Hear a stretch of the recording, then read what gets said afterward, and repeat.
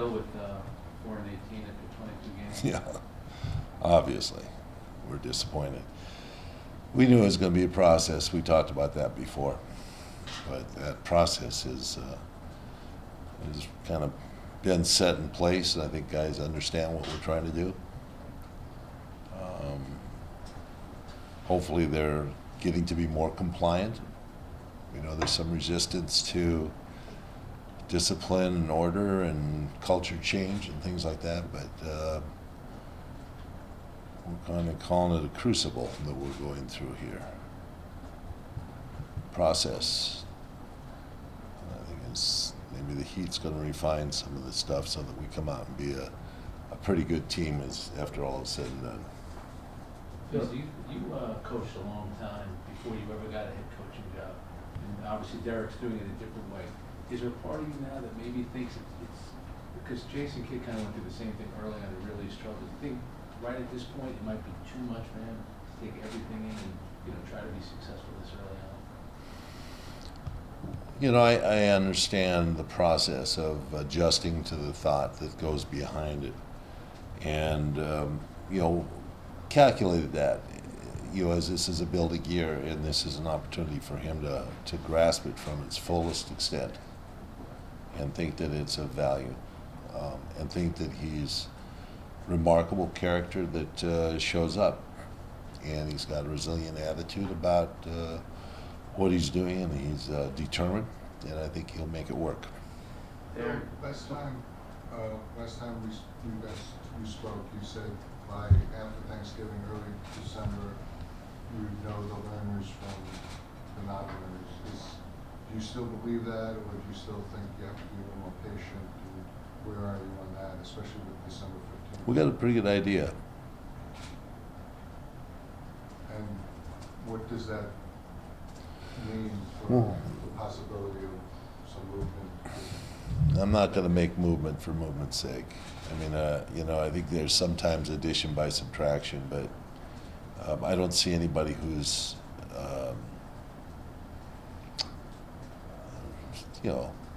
doesn't want to be part of this organization, doesn't want to play with its teammates, doesn't want to learn. I see some guys that are resistant to their old habits, and their learning is, delayed because of that.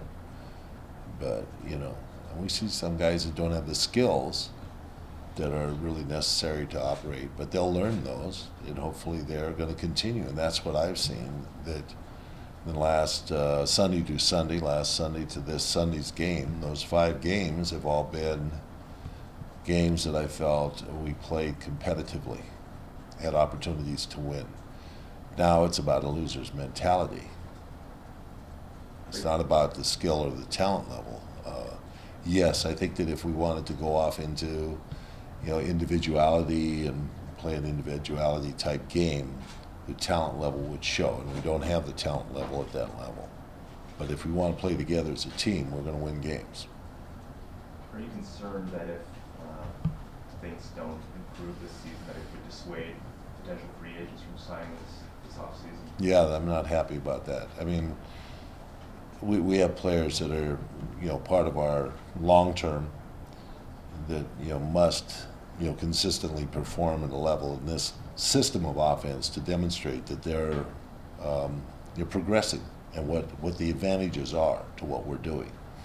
And you're starting to see that we're getting good shots. We have good rebound opportunities, although last night was not a good statistical rebounding opportunity for us.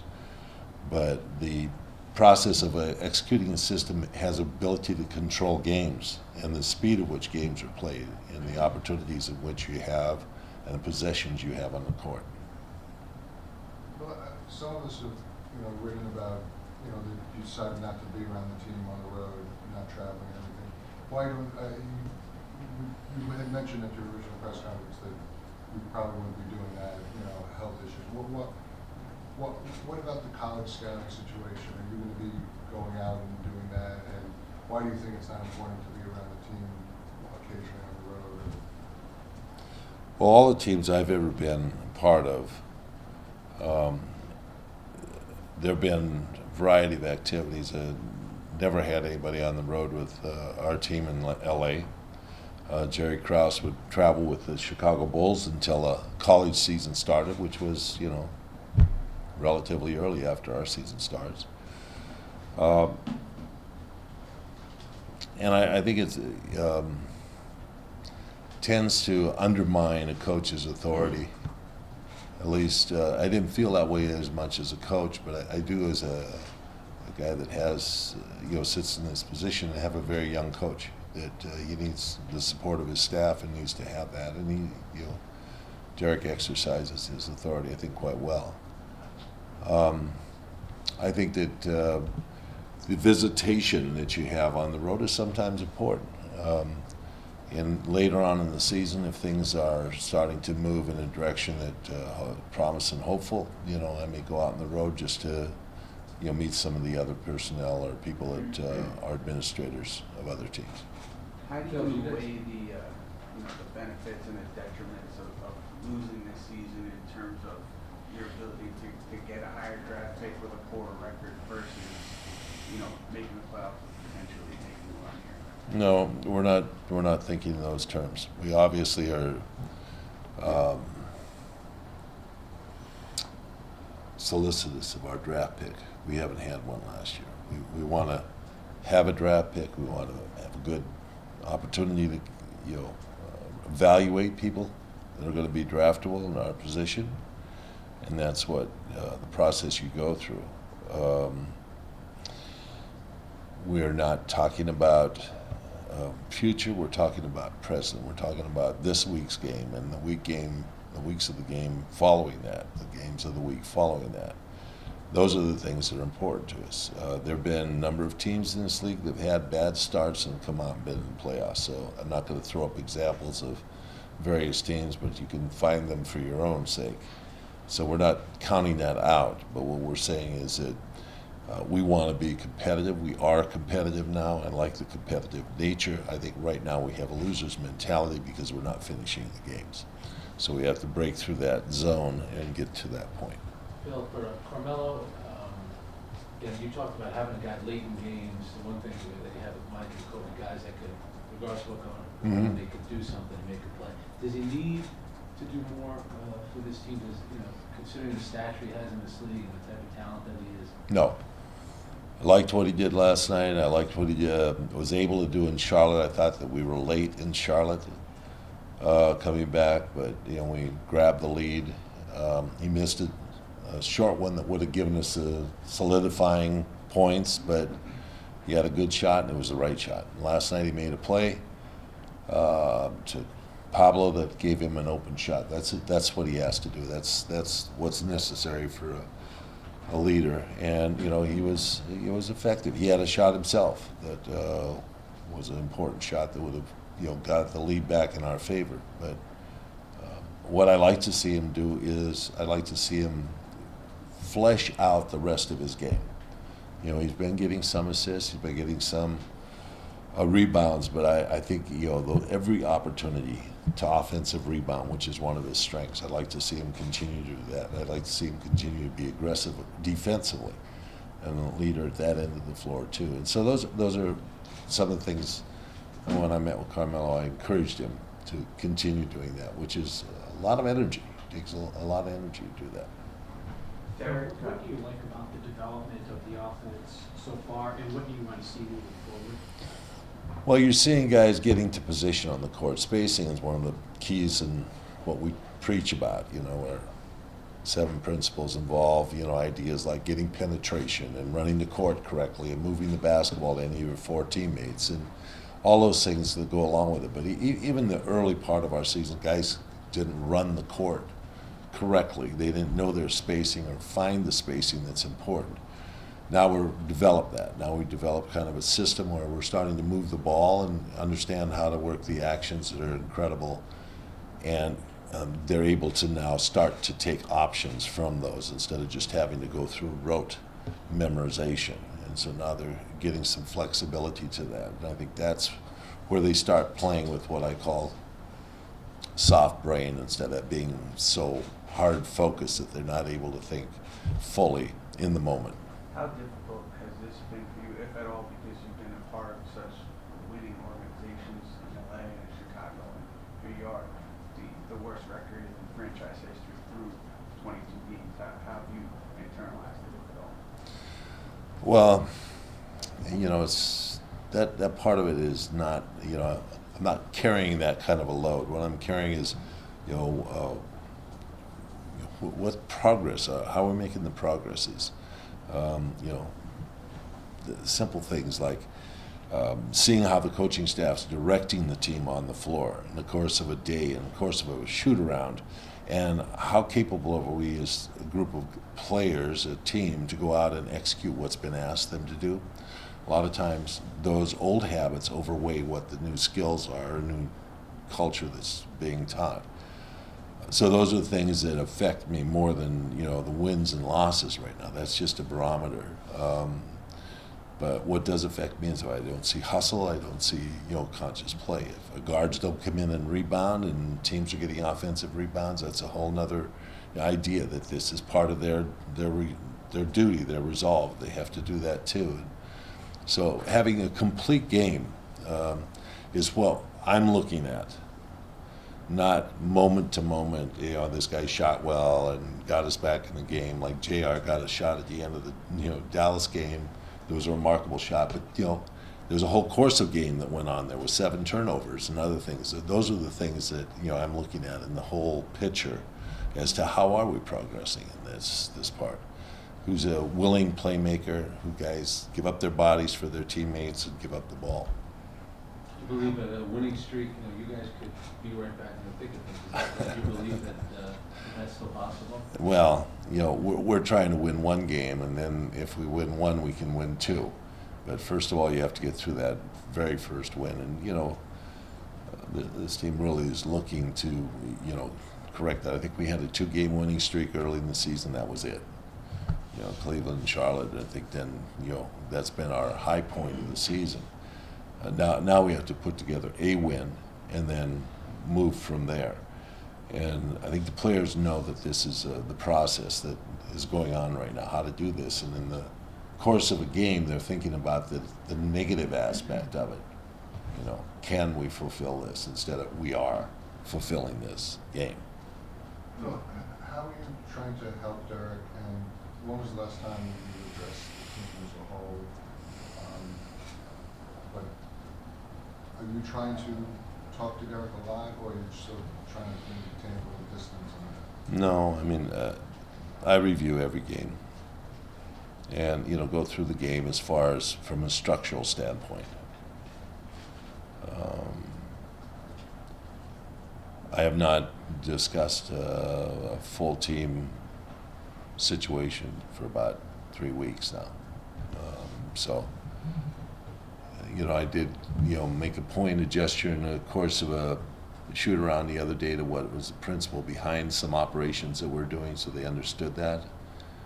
They were going through emotion, not going through the principles or the ideas behind it and understanding that, so I wanted that to get through. But no, I've not stepped into that territory yet. You say you review every game. You review every game with Derek, is what you're saying? No. No. I review it with Derek and with Kurt Rambis. And I do it via, I sit down in the morning after I've digested the game, reflected on it, maybe rewatch some of the part of it, and gone through some of the activity. And most of it's critical stuff like passing's not appropriate, we're not getting our footwork done. The little things about the coaching aspect that is, points of emphasis. We have yet to see Andrea Bargnani this season. Are you any concerns with his rehabilitation, or any feelings about We're so disappointed in Andrea's condition. He's so disappointed in it. And, as expressed to me, this has never happened to him as far as,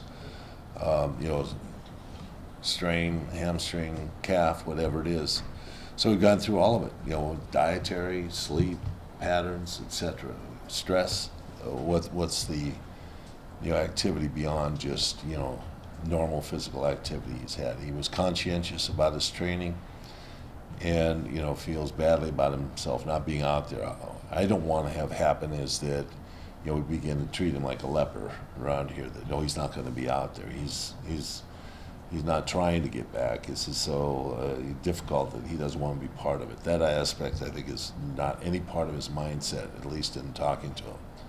So the opportunity still is there for him to step up in the court and help us out. And I think the players have expressed that to him. When you're going to get out here and get ready to play for us.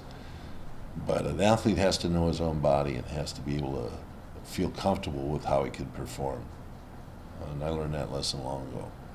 Do you think he could be out there before Christmas, or that's? I don't know. I don't even think we want to even put a date on it. I was hoping next week. I talked to him about, after this road trip week, does it look good? And he was like, I'm just trying to get comfortable every single day and trying to see where I'm at and, see if this issue has gone away, this pain has gone away that he has.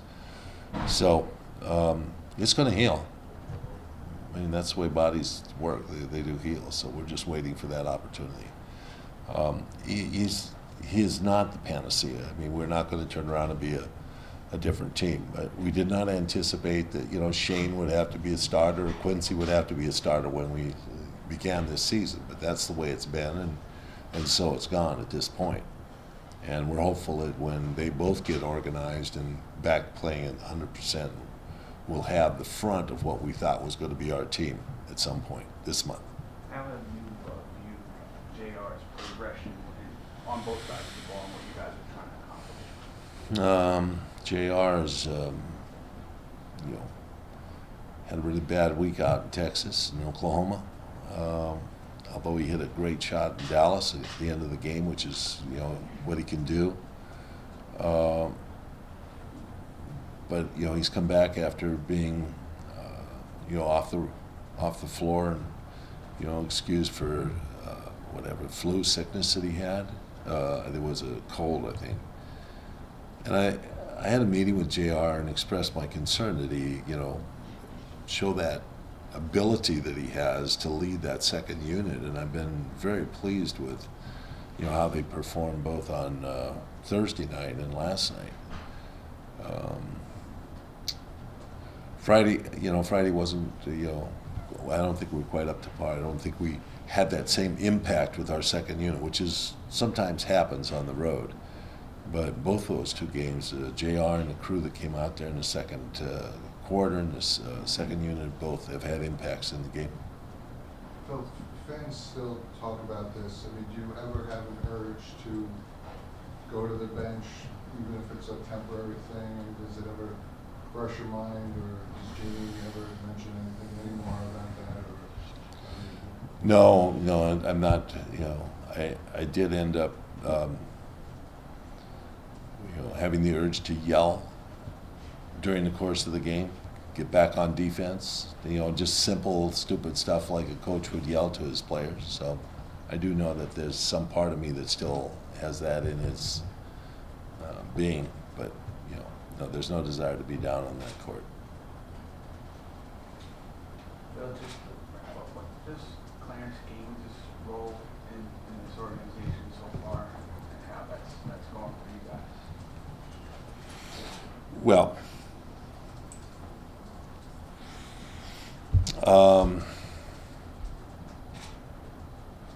I mean, Clarence is a person I listen to as far as his evaluation of talent.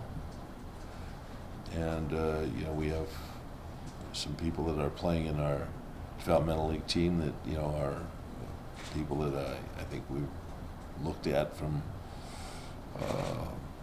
another look, free agency that we went through.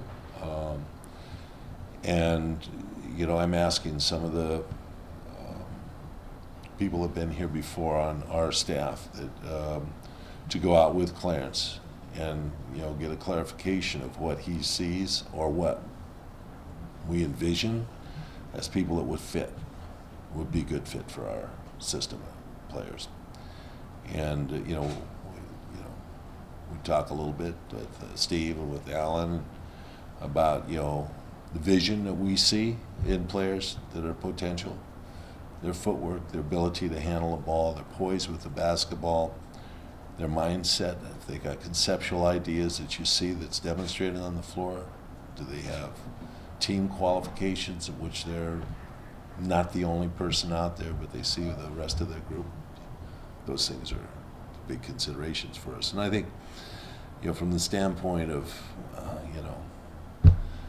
what scouts get to do, they get to go to Kentucky. Calipari has a one-day Kentucky trial camp for the agents, to go in, or the scouts to go in and look at, and holds audience there. And they come back and they say there are 10 guys in this team that are probably going to be NBA players. Then everybody knows who everybody is. It's not like a mystery. But it's the players that fill in the gaps on teams that usually are the difference makers. The ones that can, do the small chores that become big things. If you do make a move, are you still very conscious about protecting that cap space, or at this point you're not as worried about it, or where do you stand in terms of making a trade and still maintaining the cap space, and what kind of challenge you face in that? Well, that's what we have to do, is we have to protect our future. We can't get so enamored with what's happening right now that we don't protect what's ahead of us. And so that's a concern. If we evaluate a player and see that he's going to be a long-term person that can fit in this organization well, we'll do that. But, right now those things aren't jumping out. This isn't the kind of NBA that's 10, 20 years ago where those things would happen. This is a different ball game here in this world.